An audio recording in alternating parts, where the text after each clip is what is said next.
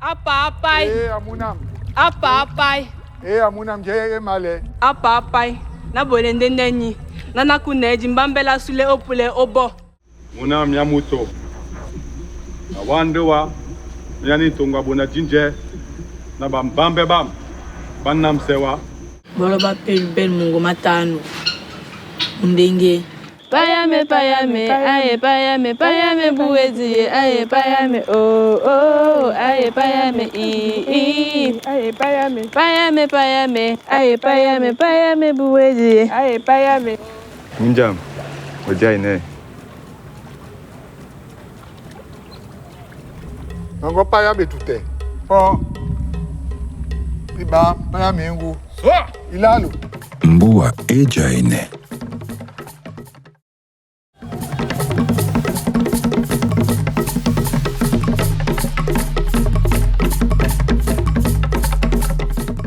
Je suis Pierre Lapen Damé.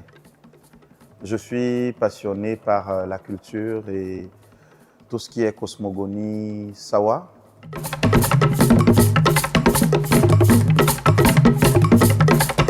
Mboa Ejaine est un projet cinématographique, mais qui porte en lui-même une interrogation profonde pour nos communautés. Parce que souvent, lorsque nous partons ou lorsque nous évoluons, on se demande tout le temps « Ojaine » pour demander à l'autre « Comment tu vas ?» Mais jamais on ne s'est posé la question de savoir « Mboa Ejaine » comment se porte le territoire, comment se porte la terre-mère, comment se porte la communauté, comment se porte le village.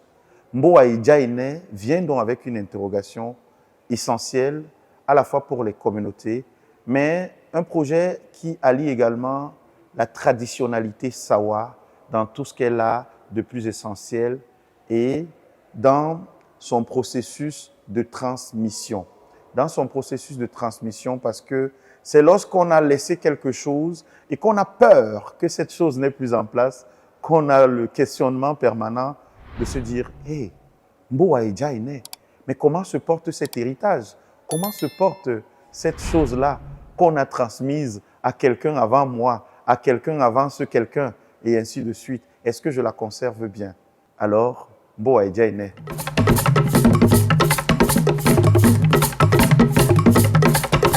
La pirogue a une valeur symbolique dans la communauté Sawa. Elle a une valeur également historique parce que si nous avons pu migrer de l'autre côté de l'Afrique pour nous retrouver ici, c'est certainement avec un moyen d'embarcation.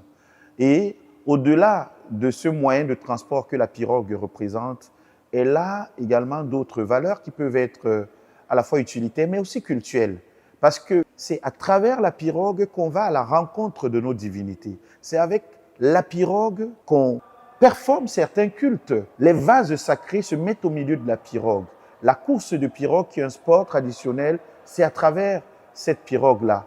La pêche, c'est à travers la pirogue. Donc la pirogue a un rôle essentiel pour les communautés Sawa qui peuvent donc en faire de multiples usages. Mais l'un des usages les plus importants est un usage culturel justement lorsque nous devons performer par exemple des rites sur le fleuve, on a besoin d'être dans une pirogue pour justement performer ces rites-là.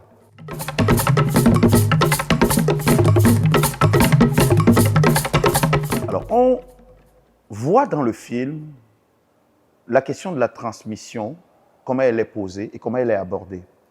On remarque qu'il y a un certain héritage qui peut être un héritage culturel, qui peut être un héritage cosmogonique, qui peut être simplement une manière de faire, mais qu'on transmet à une femme. Alors, beaucoup vont se demander, mais pourquoi à une femme? Dans la communauté Sawa, la femme a un rôle essentiel. Lorsqu'on veut même conjurer des sorts, ou lorsqu'on veut annoncer la tenue des grands moments, il est arrivé qu'on dise souvent « Eh quoi moi to ?» « Eh quoi moi to ?» oh. Pourquoi? Parce que « Eh quoi moi to ?» c'est l'essence même de la vie, c'est la matrice génitrice. Et donc à partir de ce moment-là, c'est elle qui a, mieux que n'importe quel être humain, la capacité de transmettre. Parce qu'à travers cette matrice-là, elle a la capacité non seulement de conserver, on le sait, mais de donner vie, quand bien même il n'y a plus de vie. Et on est dans le questionnement, n'oublions pas, de Mboa Edjaine. Comment se porte la terre-mère, la communauté? Et si la communauté est aujourd'hui en déperdition, si aujourd'hui il y a une certaine valeur qui est en train d'échapper à la communauté, c'est la femme qui peut ramener tout ça. Et si on l'a perdu, c'est la femme qui peut redonner vie.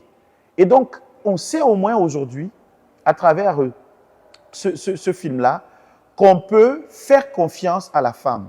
Mais on peut surtout l'impliquer dans la prise des décisions de la communauté. Pas parce que les hommes ont échoué, mais non, mais parce qu'elle aussi, en tant que celle qui donne la vie, en tant que celle qui transmet la vie, elle est justement ce vecteur de tout cet héritage communautaire, identitaire, traditionnel et même culturel que représente cette communauté ou alors qu'il identifie. Donc, qu'on ne soit pas étonné de voir une femme en train d'assurer la transmission. D'ailleurs, le personnage, on l'a vu, c'est depuis le bas âge qu'elle a été initiée, depuis son enfance qu'elle a été initiée par son père, que ce soit à l'art de la pagaie, que ce soit à l'art de la pêche, au chant et à toutes ces choses-là qui comportent notre héritage culturel. Il n'y a donc pas de problème à ce qu'elle perpétue cet héritage-là et qu'elle en soit finalement dépositaire.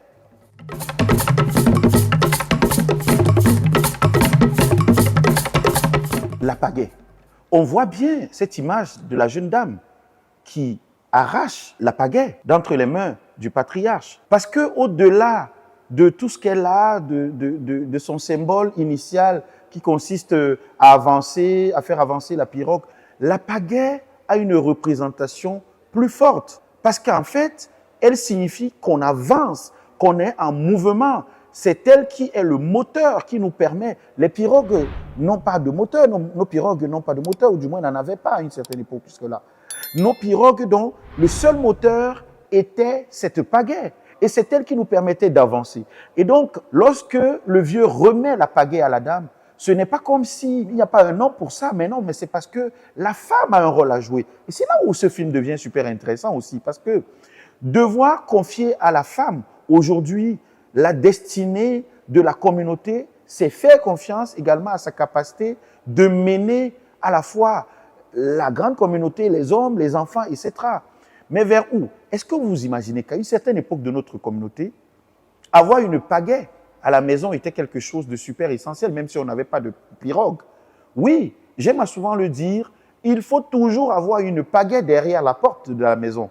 Parce qu'une pagaie, elle est ton casque, même si tu n'as pas de moto.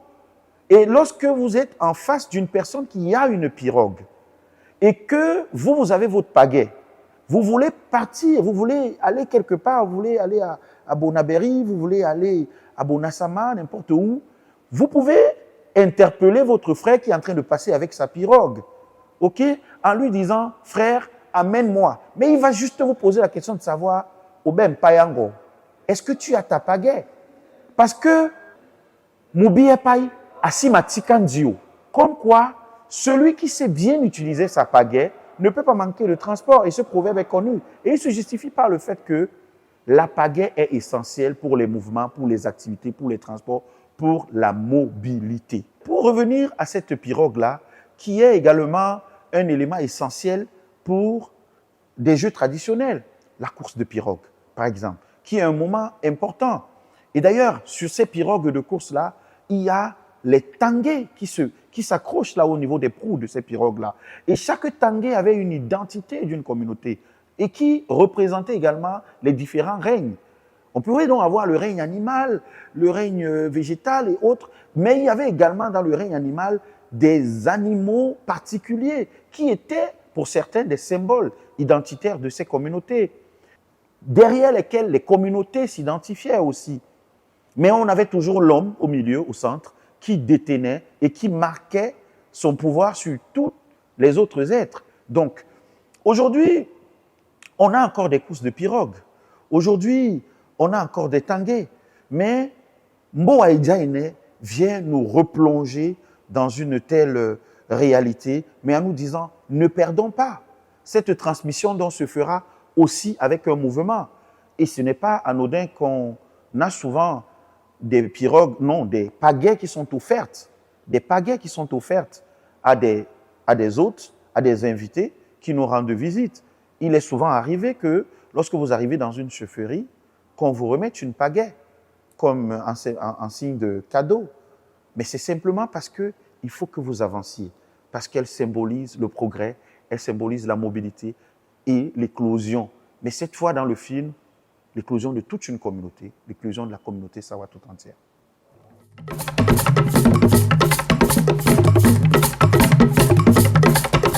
Alors, le grand fromager de Daido, ou si vous voulez, le baobab, les baobabs, le fromager ont une symbolique forte parce que ces arbres représentent la longévité chez les Sawa, dans la communauté Sawa.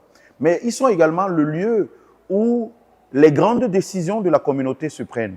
S'il faut repenser au changement d'un chef à l'alternance à la tête de la chaufferie, s'il y a des libations importantes qu'il faut faire à l'endroit des ancêtres, c'est au pied de ces arbres-là que tout cela se faisait. Et donc, ce qu'il faut également retenir, c'est que ces arbres sont comme des connecteurs aux divinités.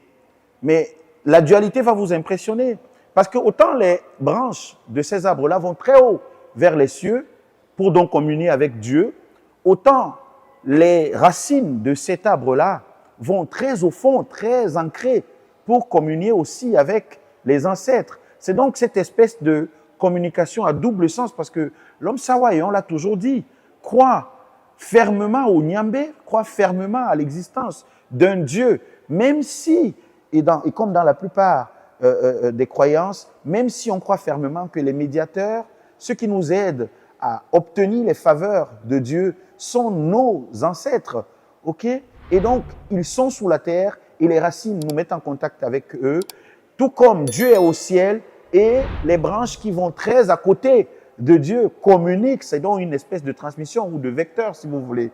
C'est essentiel de comprendre le rôle même que jouent les croyances dans la communauté Sawa, parce que, et peut-être pour sortir de là, lorsque le matin vous rencontrez votre frère, si vous ne pouvez pas lui demander Ojaine ou bien Ejaine, dites-lui simplement qu'est-ce qui est au-dessus de toutes choses sur terre. Ndjetuse, Nyambé, il va vous répondre pour dire que Dieu est au-dessus de tout. Mais c'est drôlement notre manière de dire bonjour. Et c'est lorsque vous avez fini de dire Ndjetuse, Nyambé, que vous lui posez donc la question de savoir Boa Ejaine.